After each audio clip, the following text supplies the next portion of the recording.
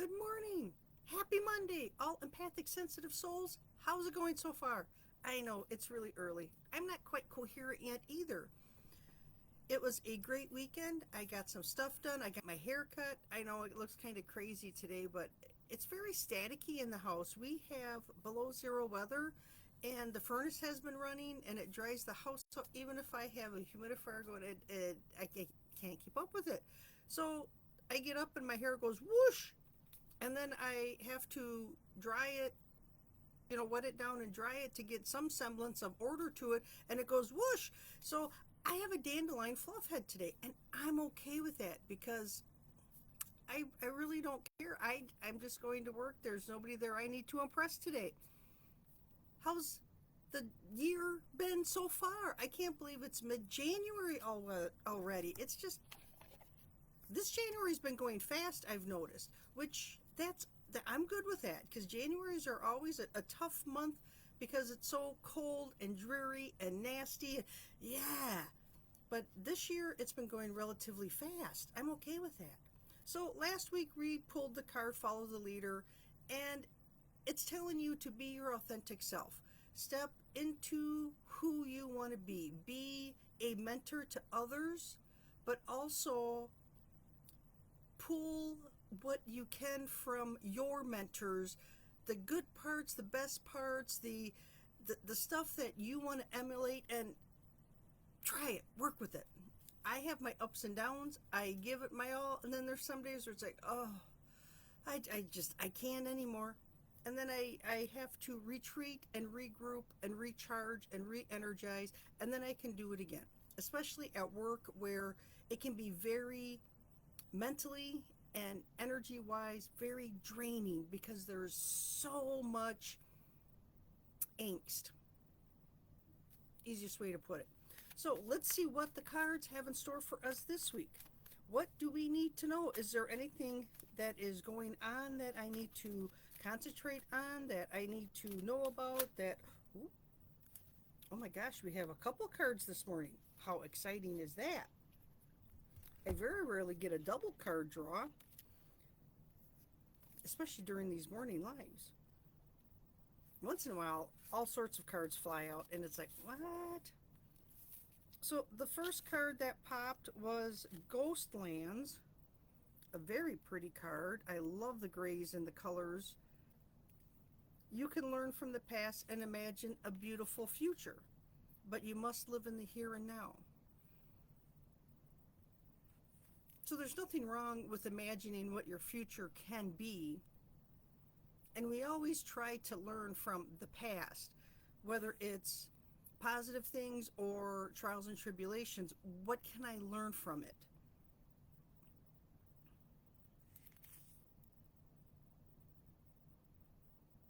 And I have the issue where I get very melancholy about things that were the good old days. And for me, it is surrounded by family, having that unit that works together, that lives together, that plays together, that stays together, that is through thick and thin together, that we're a family unit. And my family has dispersed ever since my dad passed away. And it's true what they say, when the matriarch or patriarch of the family passes, everybody disperses and we no longer stay together. And that's true for my family. All of us have dispersed. All of us are so busy. We're just trying to make it through the day. Everybody's working. If you're not working, there's worry and stress and drama, and everybody's health is always, top priority, and it just gets insane. So I lament about the good old days. Live one day at a time. Each day is a new beginning filled with truth and beauty. Stay away from the ghost lands of the past, the ghost lands of the future. Live in the here and now. Find joy in what is present in your day today. Very interesting, because this time of year we have a tendency to think back on the past and relive the past, and especially during the winter, Christmas is past, all the fun that we used to have gathering together as a family, and we don't do that anymore.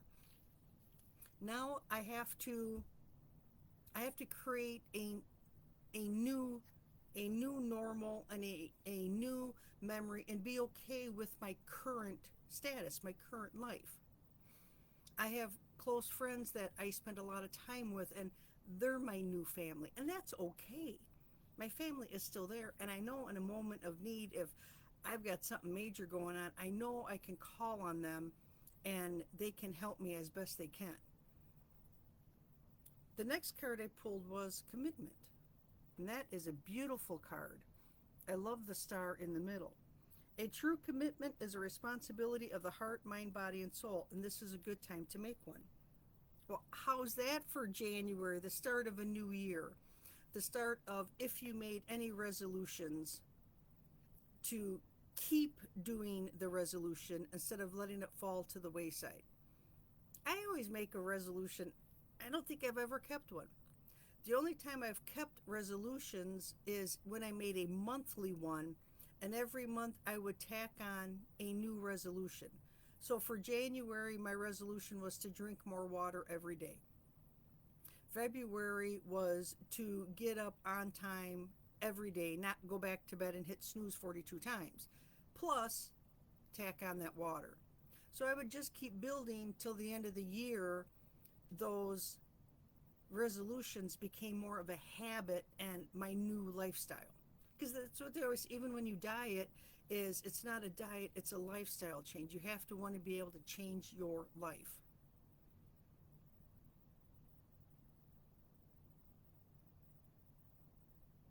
A true commitment is a responsibility of the heart, mind, body, and soul. This is a good time to make one. That is so funny that it's in January.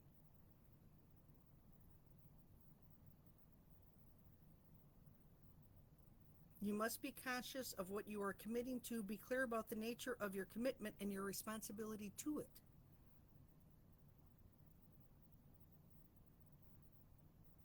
There you go. Make yourself responsible, but don't get down on yourself if you one day, oh, I didn't get as much water in. We're human. We learn and we grow every day. Come back at it the next day.